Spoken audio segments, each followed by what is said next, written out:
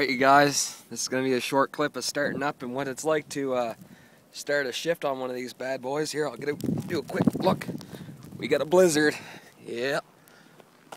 That's what I'm running. Kubota M100X. 6-way blade with the wings. I gotta fire this bitch up and I gotta get a move on. This snuck up on us. Not supposed to be starting till 3 a.m., but it's about 2, roughly right on 2 now. And I gotta get going.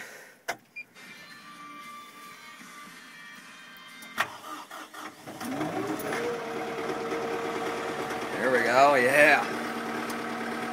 Crank this baby up.